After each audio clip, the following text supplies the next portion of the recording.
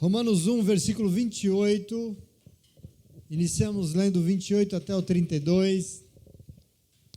Ainda um pouco do contexto que começamos semana passada. 28 a 32.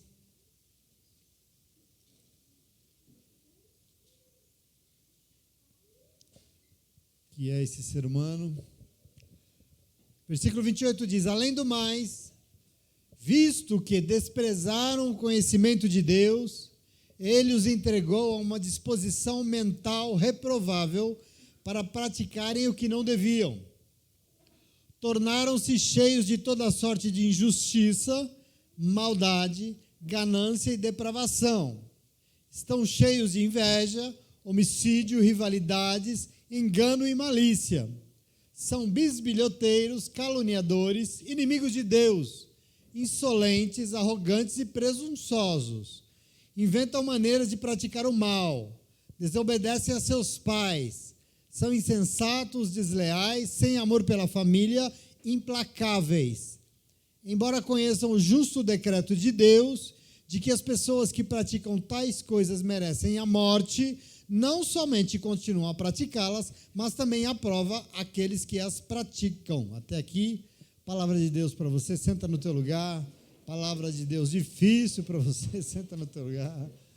Mas aqui é importante que a gente entenda que Paulo vai continuar na sua, onde nós estamos, na sua descrição sobre o que é o ser humano segundo a carne, esse ser humano governado por ele mesmo pela carne. Ele diz que tal ser humano, ele começa dizendo, é indesculpável, uns termos complicados que tem na Bíblia, inexcusável. Mas ele é indesculpável, não cabe desculpa. Por quê? Porque ele sabe de Deus. Ele reafirma de novo, ele sabe que Deus existe. Ele sabe o que Deus espera. Jesus veio e já demonstrou isso. O Espírito Santo de Deus fala. Inclusive, nesse capítulo, nesse momento, a partir de agora, ele vai dizer que o Espírito Santo de Deus fala a sua consciência. Mesmo quem nem na igreja vai. No entanto, ele não aceita. Aqui está um problema, quer dizer, pelo contrário, criou deuses à sua própria imagem, porque Paulo está falando aqui da idolatria, nesse contexto todo do capítulo 1, e dessa degradação, quer dizer, criou deuses à sua própria imagem para adorar e rejeitaram ao Senhor. É essa humanidade. Ao invés de se render à vontade de Deus, criou ídolos para satisfazer os seus próprios desejos. Esse é o humano. Então, essa questão da idolatria na nossa vida, quer dizer, o problema para Paulo é que são ações não de qualquer um, mas de pessoas que conheceram Deus, que ouviram o que Deus espera, mas mesmo assim fizeram o seu próprio julgamento. Versículo 28 ele vai dizer que esse ser humano não julgou por bem guardar o conhecimento de Deus. Ele não julgou por bem, ele escolheu, ele decidiu, julgou e decidiu não se render a isso e ser conduzido por si mesmo. Aqui está um maior problema. E porque julgou, comparou aquilo que Deus espera com aquilo que é a sua vontade e decidiu o quê? Ser governado por si mesmo, pelo seu próprio governo. E por isso Deus o entregou à sua inteligência insensata e assim vivem e fazem tudo que não é bom fazer, que não deveriam fazer. Veja, para Paulo aqui, isso não tem justificativa. É importante você entender, porque, e além do que, não só o que nós refletimos semana passada, esse ser humano desobediente vai viver a partir do que a igreja acostumou tratar como, é um termo, a depravação humana, Aliás, essa aqui é uma teologia muito forte na doutrina da Reforma, no século XVI, porque ficaram sedimentadas temas muito caros aqui para os protestantes. Uma delas é a soberania absoluta de Deus, é um tema muito caro para nós. E a outra é que, assim como Deus é soberano, existe a depravação da raça humana. É isso que Paulo está dizendo aqui, quer dizer, são dois opostos que nós vamos ter que entender. O que esse ser humano governado por si mesmo se tornou? É isso que Paulo está descrevendo aqui. Um ser injusto, um ser perverso, porque ao assumir de forma arrogante, de querer ser algo que não foi feito para ser, se tornou prepotente, nós já vimos aqui. Portanto, é perverso. É um ser violento com o seu semelhante. A violência é uma marca da nossa vida, do nosso tempo, do nosso mundo. Tentando se impor e tentando ser mais do que os outros. Quer dizer, esse humano que não serve, esse humano que precisa mudar. Não à toa que ele é um ser humano ganancioso. Paulo vai dizer isso aí. Porque quer tudo para si. Quer dizer, esses individualismos que vão produzir injustiças no mundo são invejosos, Paulo fala. Matam uns aos outros, brigam entre si, estabelecem rivalidades, são maliciosos. A fala dele são bisbilhoteiros, caluniadores, inimigos de Deus, insolentes, arrogantes, presunçosos, inventaram maneiras de praticar o mal, desobedecem aos seus pais, são insensatos, desleais, sem amor pela família, implacáveis. Meu Deus! Parece que Paulo está um tanto quanto desiludido com a humanidade, não é mesmo? Parece que ele está um pouco meio olhando para esse ser humano. E eu não preciso dizer para vocês que ouvir tudo isso não é bom, né? É difícil. Não é uma coisa interessante de se ver. Mas Paulo descreveu tudo isso porque para ele é exatamente o que se torna o ser humano sem a condução de Deus. É isso que vai virar. Quer dizer, não tem à toa. E por isso ele é muito claro. Porque ele diz, embora conheçam a justiça, o que é justiça, aquilo que Deus ordena, inclusive sabe que quem vive assim morrerá, ele diz, sabe, mas não somente continuam a praticar, mas aprova os outros que praticam. Quer dizer, isso para Paulo não tem justificativa. Paulo, nunca se esqueça, está nesse momento na cidade de Coríntios, né? Nós vamos, quando lermos a carta de Coríntios, você vai ver que não é nada leve, mas ele está olhando a vida e está analisando o ser humano que ele vê ali, inclusive dentro da igreja. Então, quer dizer, o mundo não é o que é à toa. O mundo não se tornou o que se tornou à toa, segundo Paulo. Portanto, uma questão central aqui na teologia de Paulo, que nós temos que entender em Paulo, é que não existe esse tal ser humano bom a partir dele mesmo. Nós gostamos de falar, mas eu sou bom, né? Eu não faço mal para ninguém, né? Mas para Paulo, esse tal ser humano bom não existe, inclusive muito menos ele não terá de bom. E nós vamos entender isso ali na frente, mais uns dias aí, nós vamos ver ele falando isso. Ser humano sem o governo de Deus não consegue ser bom. E mesmo quando deseja e quer fazer o bem, acaba sendo movido por interesses. Então não tem nada de bom nisso. O fim não é o bem que está dentro dele, mas é o interesse em algo, por isso ele faz. E aqui tem um problema enorme para Paulo, que vai construir a sua teologia da graça, né? Quer dizer, quando faz, mas não faz de graça, que é o que Deus espera de nós. Isso para ele é muito caro. Essa é a lógica que Paulo vai usar nesses 7 primeiros capítulos aqui, que nós já começamos a ler na sua carta. Só é possível sair algo de bom do ser humano se não for ele mesmo.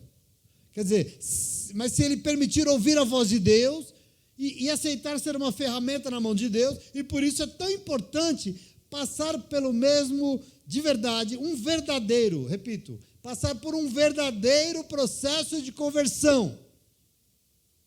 Paulo vai tratar disso de uma maneira muito séria. E nós vamos ver isso direitinho. No capítulo 2, no versículo 1, na sequência, ele vai dizer o quê?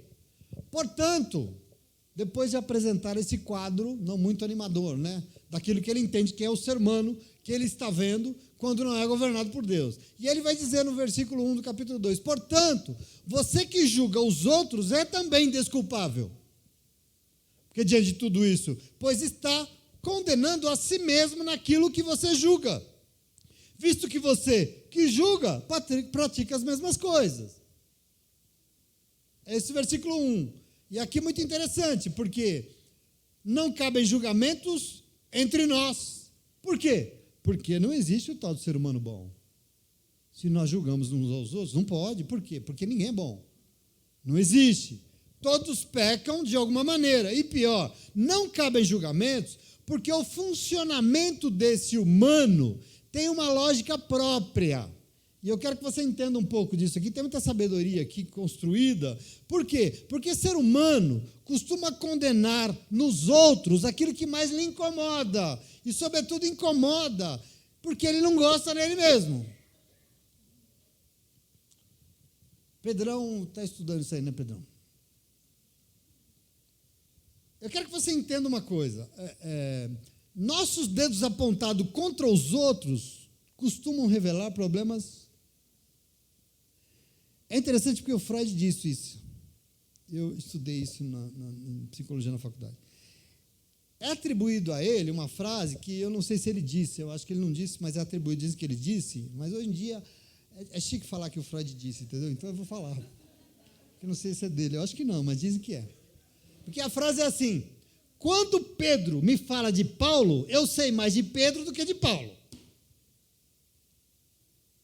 Quando o Carlos fala do Elias, eu estou sabendo mais do Carlos do que do Elias. Por que ele disse isso? Aquilo que mais nos incomoda nos outros é, na verdade, o que menos aceitamos em nós mesmos. Isso é uma máxima. Sabe como a psicanálise chama isso? De projeção, né? Esse contexto eu estudei bem. A psicanálise chama de projeção. E é um mecanismo de defesa das pessoas. É um mecanismo de defesa humano. Nós rejeitamos nos outros aquilo que nós não aceitamos em nós mesmos. E aqui tem um problema enorme. Cada um revela um pouco de si a partir do que identifica no outro. A gente se vê no outro. Nós já aprendemos aqui que o processo de aprendizado humano é um processo de imitação, comparação e imitação. Nós já, ano passado, pensamos, não foi ano passado, nós pensamos nisso. Mas veja, isso porque ao invés de nós admitirmos, quando a gente tem algo, como domingo, aliás, nós aprendemos aqui que o Senhor revela as nossas verdades. Ao invés de nós admitirmos as nossas verdades, melhor achar um culpado e projetar tudo aquilo que está errado em nós. Melhor dizer, não, mas é ele também, ele lá, tá vendo? Por isso que eu não gosto dele.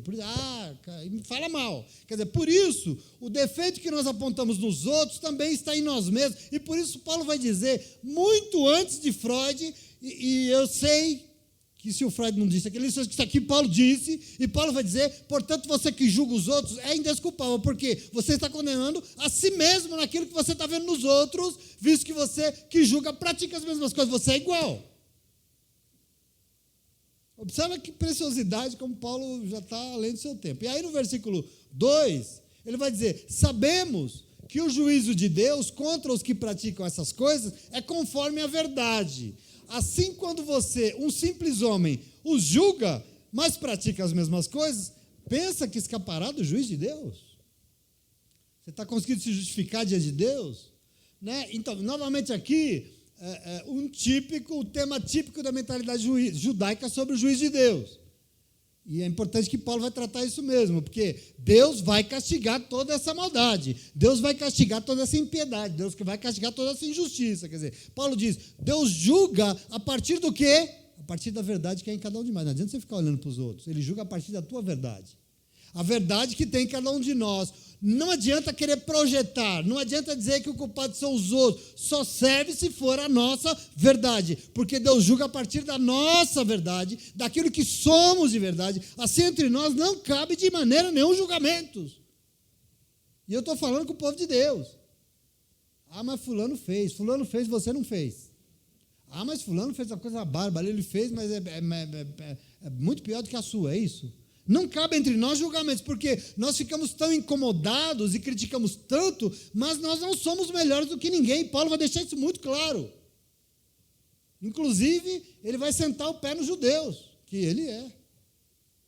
Diante de Deus, não tem o pecadinho e o pecadão. Diante de Deus é pecado. Diante de Deus é ser humano conduzido por si mesmo. O que existe, então, para o Senhor, são seres humanos que se rendem ao nome de Jesus e ao governo do Espírito Santo, e aqueles que decidiram rejeitar e continuam governados por si mesmo. E aí, ouvindo Deus falar, mas não obedece. Ouvindo Deus falar, mas vivem como acham melhor. Ouvindo Deus falar porque sabe, mas não permite que a vida mude. Aqui está o grande problema. Por isso ele diz, é indesculpável. Ele sabe que está errado. Mas mesmo assim, escolheram julgar e escolheram fazer, mesmo ouvindo e sabendo que não é o que Deus espera. E isso é gravíssimo. E no verso 4, ele vai dizer, ou será que você despreza as riquezas da bondade de Deus, das riquezas da tolerância de Deus, da paciência divina, não reconhecendo que é a bondade de Deus que nos leva ao arrependimento? Olha que maravilhoso, a oportunidade que nos é dada. Veja, nós temos que reconhecer, diante desse negócio complicado todo que Paulo mostra aqui, desse ser humano difícil, que mesmo assim existe um Deus que é amor. Existe um Deus que é o único que é bom de verdade, não tem outro. Existe um Deus que é tolerante, ele vai dizer, com os nossos desvios. Um Deus que é paciente em não nos condenar. Por que eu tenho que reconhecer isso? Por que eu tenho que olhar para isso o tempo todo? Porque só reconhecendo todo esse amor que eu não mereço, é que nós nos sentimos constrangidos. E assim constrangidos é a única condição que me faz me arrepender. Porque se eu não sinto esse constrangimento, eu não tenho arrependimento. Isso é muito importante, nisso que ele constrói. Como é, Deus, que o Senhor pode insistir tanto comigo? Depois de tudo que eu fiz, Deus, né? O Senhor ainda vem me dar essa oportunidade. Quer dizer, percebe essa atitude diante de Deus? Sabendo que não merece.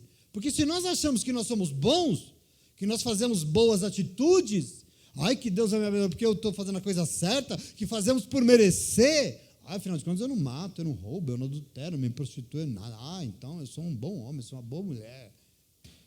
Se nós achamos assim, veja, alguma coisa que a gente faz para merecer, nós não consideramos que, na verdade, não é nada disso que nos mantém, que nos sustenta, porque a única coisa que nos sustenta é a bondade de Deus. É o olhar misericordioso do Senhor, como diz Lamentações, que a razão pelo qual nós não somos consumidos é porque nós somos bons. É porque a misericórdia dele se renova em nossa vida todas as manhãs. Quer dizer, é a bondade dele que nos sustenta, que nos mantém. É um Deus tolerante conosco. É um Deus que é paciente demais conosco. E é reconhecendo isso que nós seremos constrangidos a ser gratos. E só assim existe arrependimento. Porque como é que eu vou me arrepender se eu acho que eu estou fazendo certo, que eu sou bom? Aí que eu não era tão ruim assim. Mas não era bom, né, Deus? Não existe bom. Nós temos que ter isso no coração. É o reconhecimento de que o ser humano, sem o governo de Deus, é isso aí que Paulo descreveu, que é feio, e que nós podemos nos envergonhar de tudo. Nós temos que nos envergonhar de tudo isso e de nós mesmos, e assim, do que nós somos e fazer, que nós conseguiremos nos arrepender, diz Paulo. Lógico, quem não se arrepende das burradas que fez, faz o quê? Volta a fazer as mesmas burradas. Afinal, no fundo, não quer enxergar o que é a sua verdade, não quer assumir a sua verdade, não quer admitir e tenta se justificar o tempo todo. Quer dizer, aqui está o problema. E por isso não reconhece o seu estado deplorável. Assim, se arrepender para quê? Se está tudo, se eu sou bom, né? Se arrepender para quê? Se eu sou assim porque fizeram isso comigo. Eu só fiz assim o que eu fiz porque fulano me influenciou. Me arrepender para quê se a vida não é justa comigo? Me arrepender para quê porque eu não tive as oportunidades e tal. Desculpa. Para que eu tenho que me arrepender? Se eu sou a vítima. Cadê a vítima diante de Deus? Bom, paciente, sustentador. Cadê a vítima? Não tem. Então, queridos, diante do Senhor não cabe nada disso. Por quê? Porque Ele é Deus. Porque Ele sabe de todas as coisas. E com isso, diante dele só cabe o quê? Reconhecimento e arrependimento. Quem tem que se arrepender? Ser humano. Tem ser humano aqui nessa noite? Levanta a mão. Eu sou o primeiro e o maior. Então nós temos que entender isso, porque senão a gente não entende Paulo. A palavra que ele usa aqui é metanoia.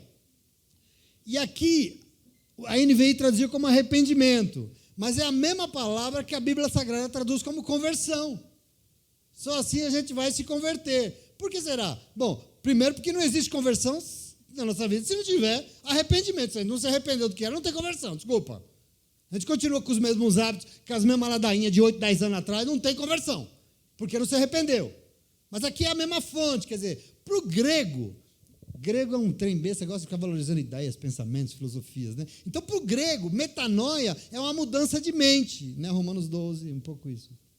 Para a mentalidade grega, metanoia é essa mudança na forma de pensar. Mas aqui eu tenho que lembrar que nós estamos lendo a carta de um judeu formado nas escolas rabínicas, um profundo conhecedor do hebraico. E no hebraico, a palavra que foi usada aqui para definir metanoia não é somente uma mudança de mente. Na cabeça de Paulo não é isso que está. Porque na origem hebraica desse processo todo, tem uma palavra chamada shuv, ou shul até, shuv, que é isso que está na cabeça de Paulo, essa mudança, essa transformação, toda é isso que está. E metanoia, do ponto de vista de Paulo, então, é uma coisa como uma reviravolta na vida.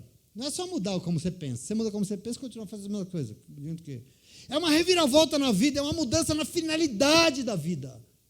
Isso que é para ele metanoia. Quer dizer, é uma mudança na orientação toda da vida.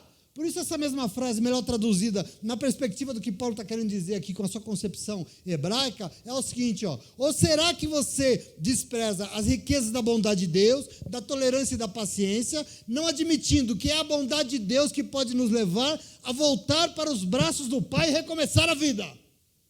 Essa é a noção. Nós temos que parar tudo e voltar lá. Para onde? Para o Senhor. E fazer tudo diferente agora.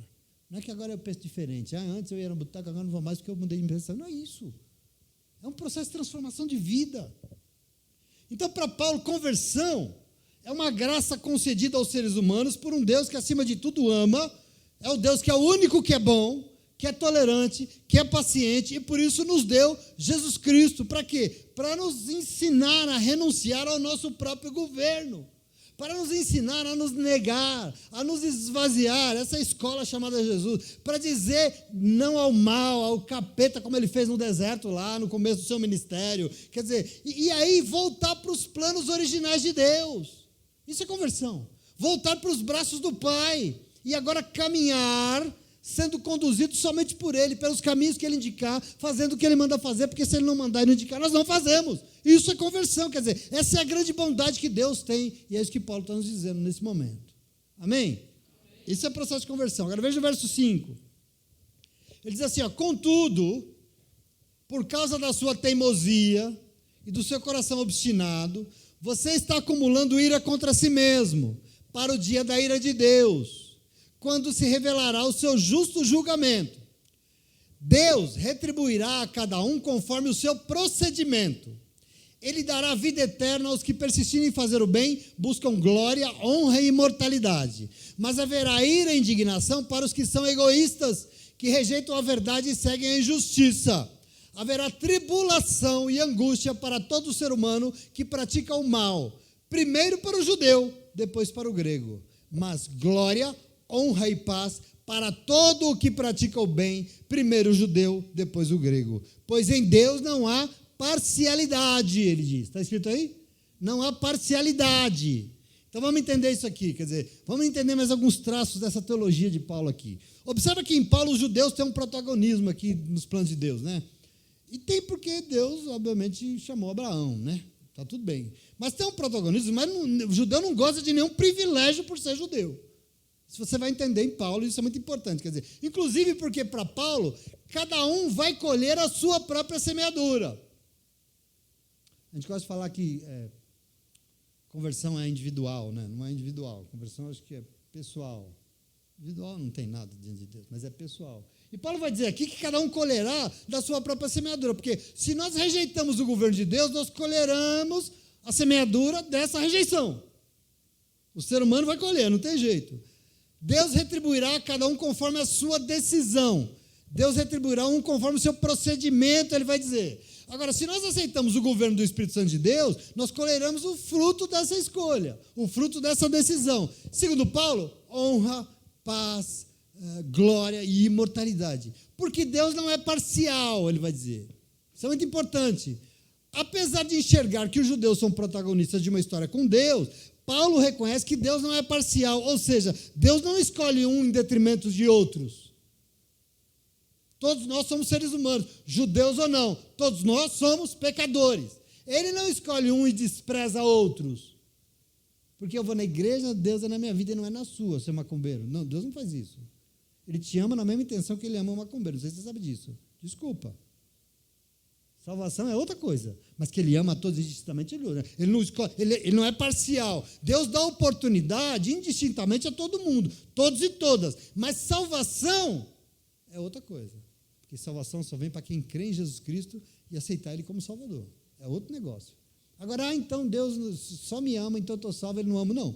Deus ama e disponibiliza a salvação para todo mundo. Todo mundo vai ser salvo? Desculpa.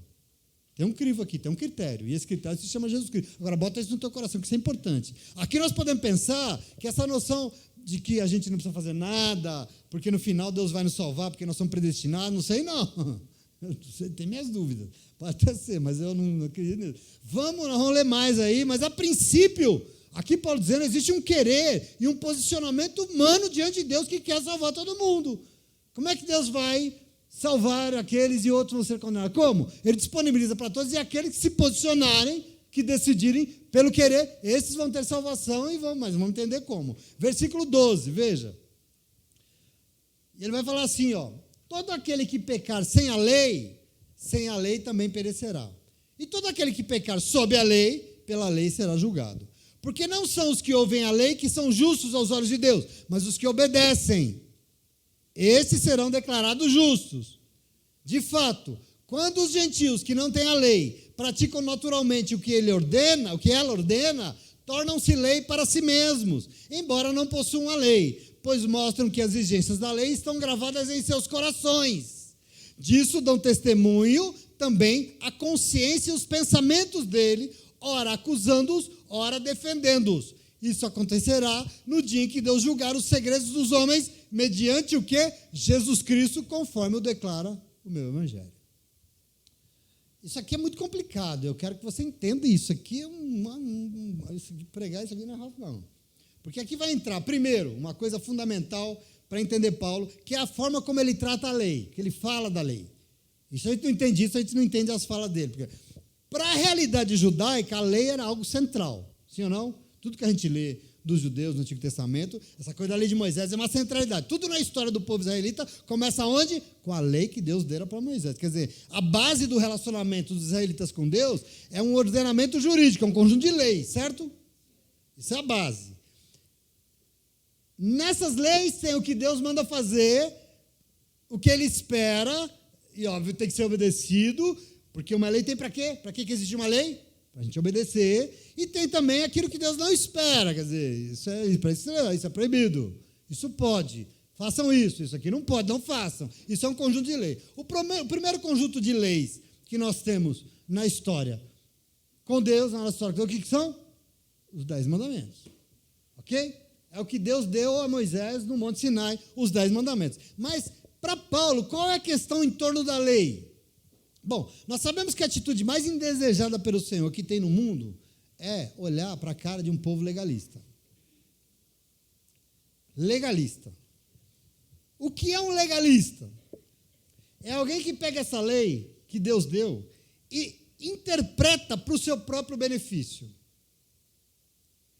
Pega a lei e quer seguir o que está escrito de forma literal, sem considerar o espírito que interpreta e revela. É uma literalidade. Daqui nós vamos entender depois que a letra mata e o espírito... Vocês vão ter que entender isso, mas para isso entenda a lei que Paulo está falando aqui. Porque a letra que mata lá é essa lei aqui. É esse legalismo. E é importante que você entenda isso. Por exemplo, só para a gente compreender do que eu estou falando e para você ver como isso é um problema. O grupo mais legalista que existe na Bíblia Sagrada eram os fariseus. Fariseus é esse retrato.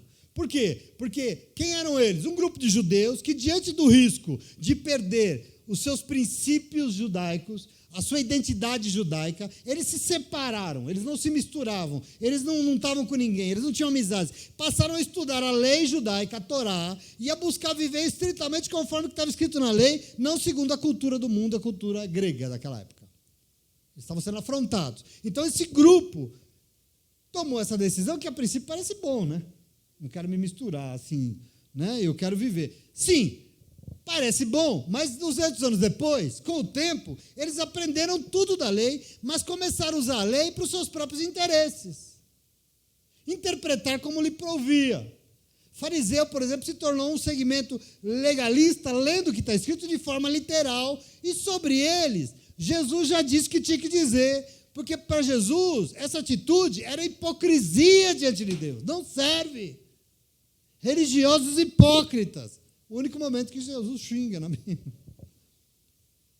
O que importa mais, a lei ou a vida? Palavra de Jesus. O que importa mais, o homem ou a lei do sábado?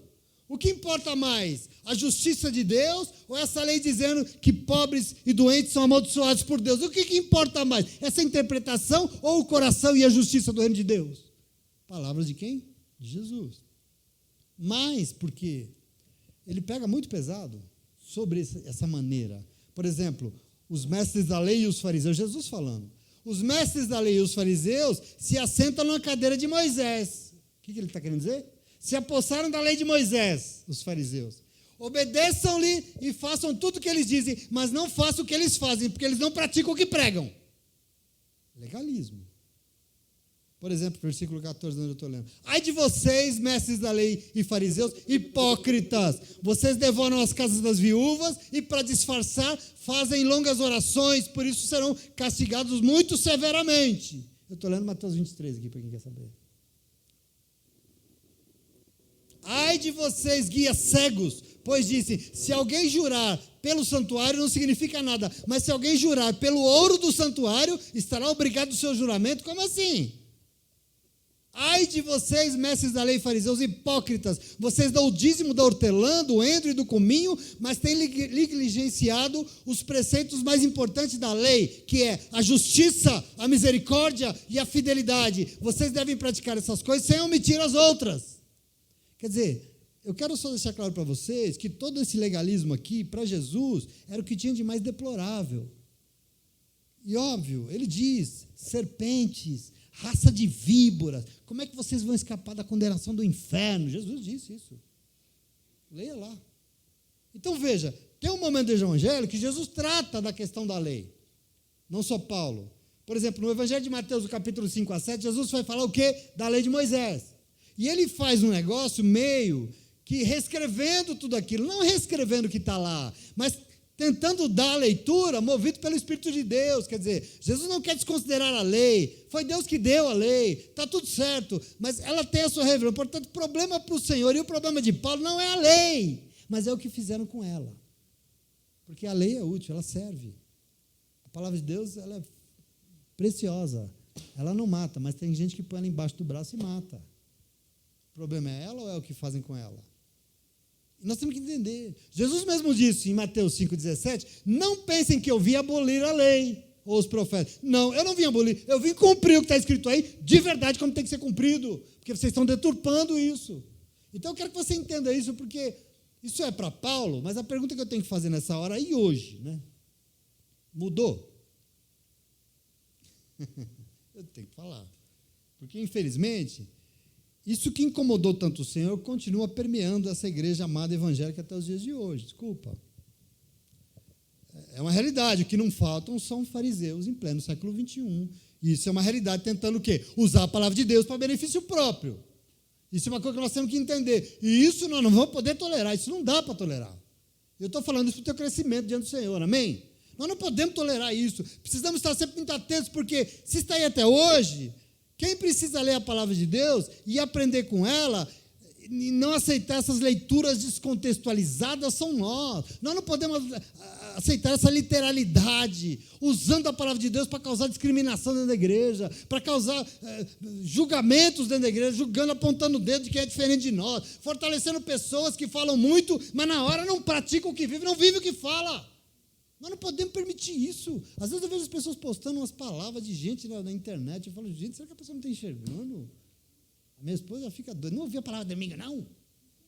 Né, amor?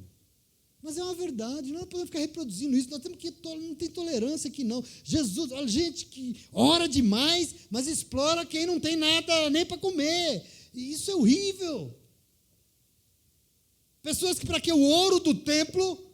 O dízimo é mais importante do que a justiça de Deus. Meu irmão, isso precisa nos repugnar. Não dá para dizer e achar que é normal. Ah, que bonitinho. Ah, faz parte de hoje, assim, essa neopentecostal teologia da libertação, da prosperidade, é assim mesmo o diabo que é assim mesmo o quê? Assim mesmo aonde? No povo de Deus, é assim mesmo? Nós não podemos tolerar isso em nome de Jesus. E não fica preocupado, não, porque Jesus repugnava isso. Ele não tinha tolerância para isso, e nós não temos que tolerar também, não. Porque o mesmo Espírito que o movia não move a nossa vida. Nós somos povo de Deus. Por isso, muita gente que não se rende ao Senhor fala absurdos da palavra de Deus, como se a palavra de Deus fosse culpada dessas misérias que a gente vê por aí, e a gente sabe que não é. E Paulo vai dizer, não é não. O problema não é a lei, não. E nós temos que entender isso. O problema não são os mandamentos de Deus. O problema não é a palavra de Deus. Não. O problema é o que estão fazendo com ela. Tem muito hipócrita com a Bíblia na mão, justificando violência, injustiça e uso de arma por aí, com a Bíblia embaixo do braço. Vai para o inferno, isso que vai. Paulo não tinha a Bíblia como você tem. Não tinha.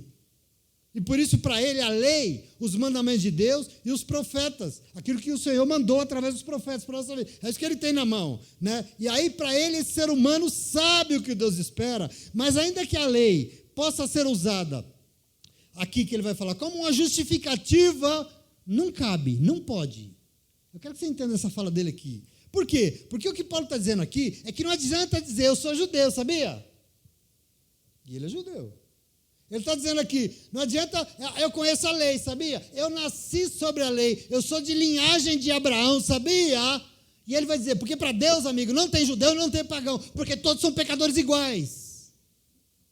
Aqui é a questão de Paulo, aqui é esse trecho dele. E ele diz, todo aquele e aquela que pecar sendo ignorante, como assim sendo ignorante? Sim, sem saber que é pecado.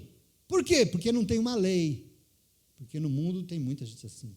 Não tem uma lei, é um pagão, mesmo assim, não estará livre dos seus erros. Porque todo mundo colhe aquilo que semeia. Pecado é pecado, não tem jeito. Mas todo aquele que pecar, sabendo que é pecado, porque conhece, por essa lei será julgado, ele vai dizer. Está escrito aí na tua Bíblia, em nome de Jesus. Então veja, ele é muito claro. Não são os que ouvem a lei que são justos diante de Deus, mas são os que obedecem. Não é saber a Bíblia de cor e salteado. Não é saber, é viver. Isso é muito sério para ele. Por isso mesmo um pagão, aqui tem um negócio que vamos tocar fogo. Está escrito aí, aqui está escrito na tua Bíblia, isso que é bom. Porque ele vai dizer o seguinte, ó, mesmo um pagão que busque viver de acordo com o mandamento de Deus, tornam-se justos diante de Deus. Como assim, pastor? Está louco? Porque mostram os mandamentos de Deus gravados no seu coração. Quer dizer, Paulo está chegando à conclusão que Deus fala com todo mundo. Se não fala na Bíblia no domingo, fala com a sua consciência, falando, está errado. Fala com o seu pensamento. E aqueles que resolvem ouvir a voz de Deus e viver a partir daquilo que Deus está mandando, é porque tem esses mandamentos foram gravados no seu coração. E mesmo que não tenham a lei, recebem na consciência, nos pensamentos, a vontade de Deus e vivem a partir dela. Mesmo não sendo judeu, mesmo não tendo a lei, mesmo não estando na igreja. Quer dizer, isso não se diz, né, na igreja. Isso não se diz. Isso é heresia, né? Pode me excomungar, não tem problema não, mas está escrito, o que eu vou fazer? Ele diz assim, ó, será assim o julgamento de Deus, porque Deus vai julgar a partir do quê? A partir de Jesus Cristo, não é a partir da sua igreja. Isso é terrível. Isso é terrível, desculpa. Fala dele. Pense um texto difícil. E ele ainda fala, esse é o meu evangelho. O cara é ousado. Ele fala, eu estou dizendo isso. Isso é um negócio difícil, porque Paulo está afirmando aqui que eu particularmente, eu creio nisso. Eu queria dizer para vocês, eu creio nisso. Mas ele está desbancando aqui 90% dos discursos correntes dentro da igreja cristã. Sobretudo porque ele está dizendo aqui que quem julga não é a igreja, quem julga é Deus. Ai, pastor, ele fez isso, ele vai para o inferno. Ai, pastor, ele fez isso, ele está salvo. E eu digo para você, não sei. Por quê? Porque não cabe a mim saber. Porque quem julga não sou eu, quem julga é o Senhor. Lógico que o Senhor deixou vida para você, mandamentos para você seguir, que vão te levar a salvação. Lógico, mas nós não somos Deus para ficar julgando os outros. Esse não é o nosso papel, apontar o dedo, porque a maioria dos julgamentos dentro da igreja é em função disso. O irmão ali está pecando, eu não estou, então ele vai para o inferno e eu vou para o céu. Quem julga não somos nós, quem julga é Deus. E o padrão de Deus ao julgar aqui, Paulo está dizendo, se chama o quê? Jesus Cristo. E aqui é um problema monstruoso. Como assim, Paulo? Quer dizer que o padrão de julgamento aqui não é que eu pertenço à igreja católica, à igreja evangélica? Não, não é nada disso. Eu posso pertencer à igreja evangélica e não ter nada de Jesus em minha vida. Estou salvo? Quem acha que está, eu respeito, mas não é como está dizendo aqui. E ele está dizendo isso para os judeus, porque o judeu se achava salvo. Ele diz, não se engane, se não passar por Jesus Cristo, isso é escândalo para muito fundamentalista, isso aqui é heresia para um outro montão de gente. Mas para mim, isso é Paulo sendo verdadeiro. E nos lembrando que não adianta nós sermos judeus ou pagãos, evangélicos ou qualquer coisa.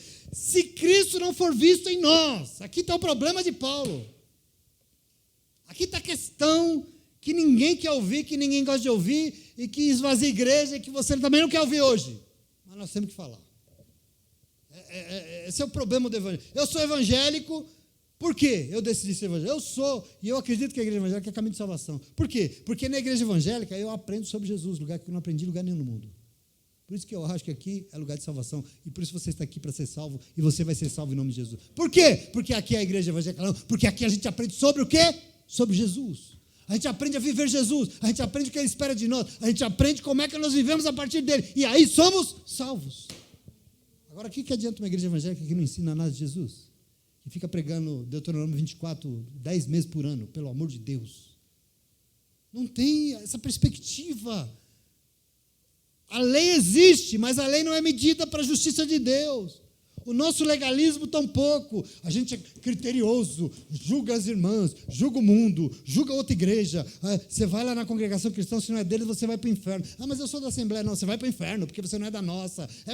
Querido, a gente é assim, ser humano. Nossas interpretações, os contextos não vão nos levar, não é medida de justiça para Deus, porque a medida de justiça para Deus se chama Jesus Cristo. E para nós que somos cristãos, é isso que nós temos que buscar.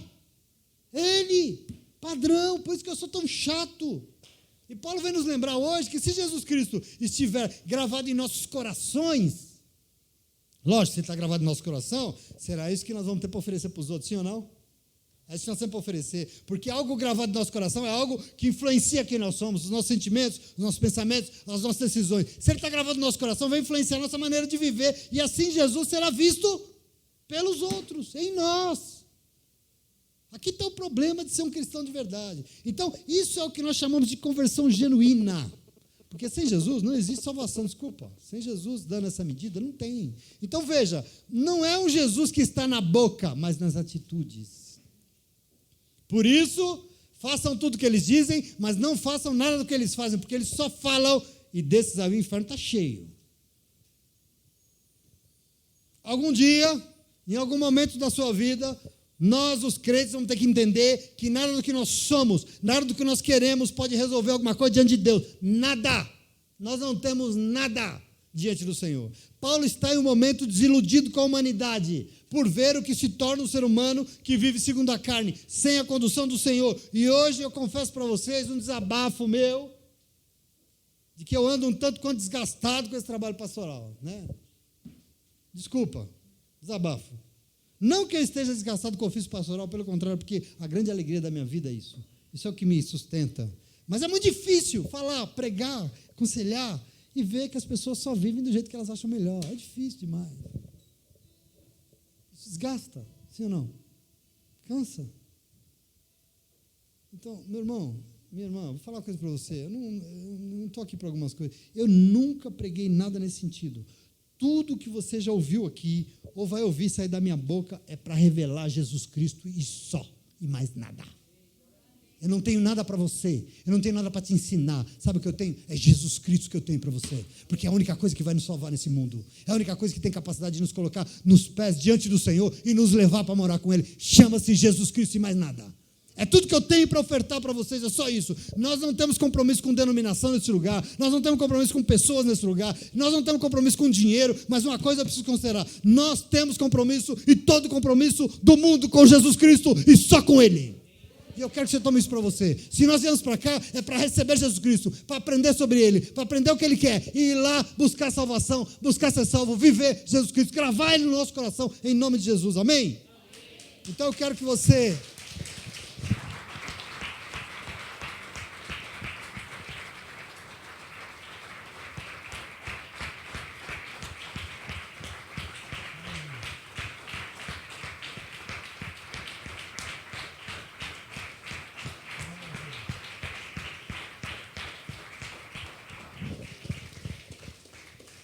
Eu tomo posse dessas palavras de Paulo aqui, afirmando que nós não podemos nos achar melhor que ninguém, porque nós não somos melhor que ninguém.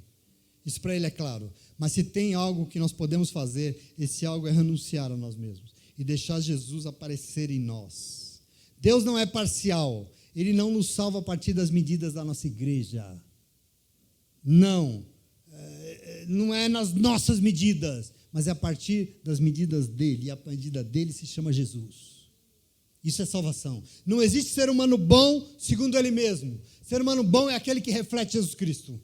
Não existe um Deus que quer alcançar todo mundo. Isso existe e nós temos que entender isso. Faço minhas essas sábias palavras. E eu reitero para você hoje: não desperdice essa oportunidade que você tem reiteradamente na tua vida. Qual? De aprender sobre Jesus. Isso é um tesouro. E com esse conhecimento, grave Jesus no teu coração. Tem gente que quer gravar um monte de, sei lá. Grave Jesus no teu coração. Isso é tão importante para nós, porque tudo que você aprende aqui sobre Jesus, sabe o que é? É medida que Deus tem para nos julgar. É assim que Ele vai olhar para nós. Isso é fundamental. É isso que Deus procura em nós. E é isso que será a medida para a nossa salvação eterna. Eu não sei se te interessa. Para mim, interessa muito. Então, querido, eu quero que você compreenda. É isso que será exigido de nós naquele grande dia. A gente fala tanto de salvação, de glória. Você acha mesmo que você vai chegar lá na glória, naquele grande dia, Deus falar assim, meu filho, que igreja que você congregava mesmo? Deixa eu ver aqui. Onde é que você congregava? Você acha que Deus vai perguntar isso para você? Minha filha, você acreditava em predestinação ou não?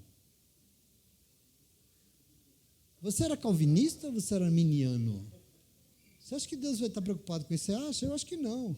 Mas eu queria arriscar aqui, dizer uma coisa que eu tenho quase certeza absoluta que ele vai dizer para você, perguntar e falar, meu filho, minha filha, as pessoas conseguiram enxergar você como meu filho e a minha filha?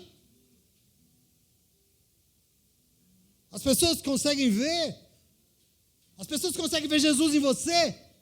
Você tem certeza que será uma pergunta? Porque se a resposta é sim, eu quero dizer para você comigo, e nós vamos ouvir, vinde benditos do meu Pai, porque vocês obedeceram, venham possuir por herança o reino que está preparado para vocês desde a fundação do mundo, e glória a Deus por isso, porque salvação é o que nós queremos, em nome de Jesus, amém?